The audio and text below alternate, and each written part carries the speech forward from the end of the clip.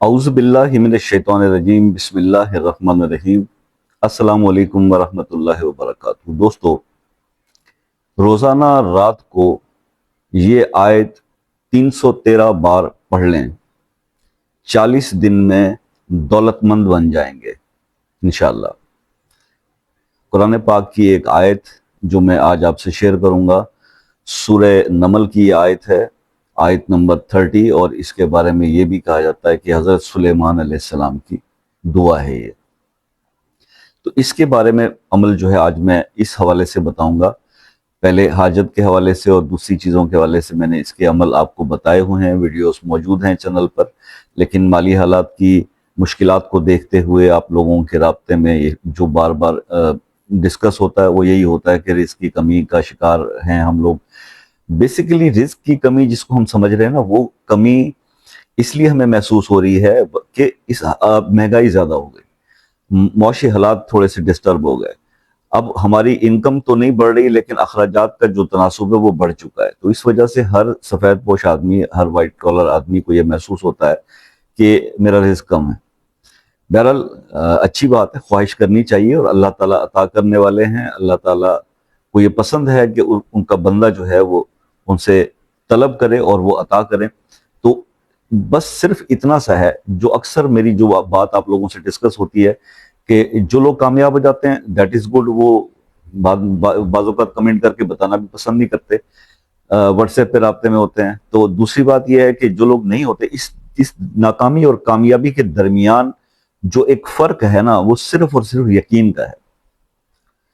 یعنی جب ہم آپ کو قرآن پاک کی کسی آیت کا کوئی پڑھنے کا بتاتے ہیں، یا آپ کو ہم اسماء الحسنہ سے بتاتے ہیں، یا کسی حدیث کے ریفرنس سے کوئی دعا بتاتے ہیں کہ یہ رزق کے لیے اس دعا کو پڑھ لیں، اس طرح سے پڑھ لیں، تو آپ یہ سوچا کریں کہ یہ حدیث کا ریفرنس ہے، یہ قرآن کی آیت ہے، اس پر بلیو کر کے۔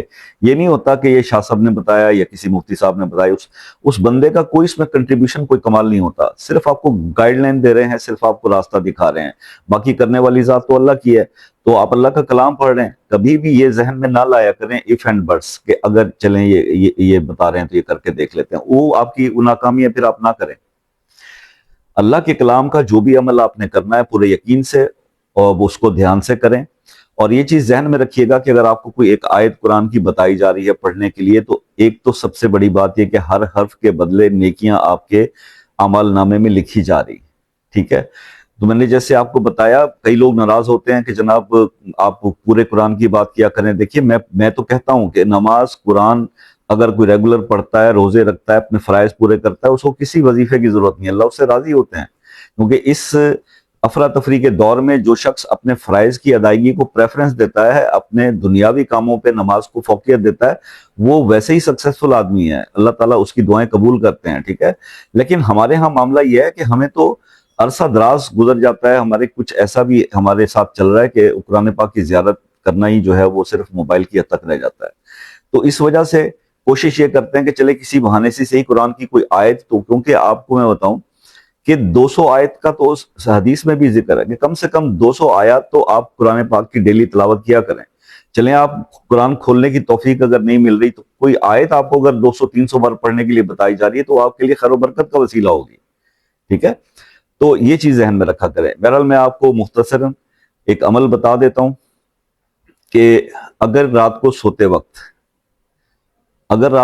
وقت آپ یہ آیت 313 بار سورہ نمل کی آیت نمبر 30، جو کہ یہ ہے انہو من سلیمان و انہو بسم اللہ الرحمن الرحیم، یہ والی آیت آپ رات کو 313 بار سونے سے پہلے اول آخر 3 بار درود ابراہیمی پڑھنا شروع کر دیں۔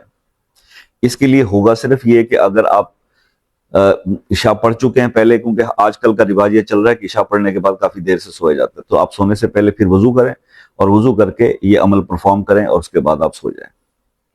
یہ 40 دن آپ یہ عمل کر لیں، انشاءاللہ 40 دن کے اندر انشاءاللہ ویسے سبب بنیں گے کہ اگر آپ رزق کے لیے پریشان ہیں تو بہتری آنا شروع ہو جائے گی، اگر آپ پہلے سے کچھ بہتر ہیں تو اور زیادہ بہتر ہو جائیں گے۔ اب جو دولت مند ہونے کی بات ہے، جو اگر کام کر رہا ہے، پیسے آ رہے ہیں لیکن اس میں اضافہ ہوگا تو وہ انشاءاللہ دولت مند ہی کہلائے گا۔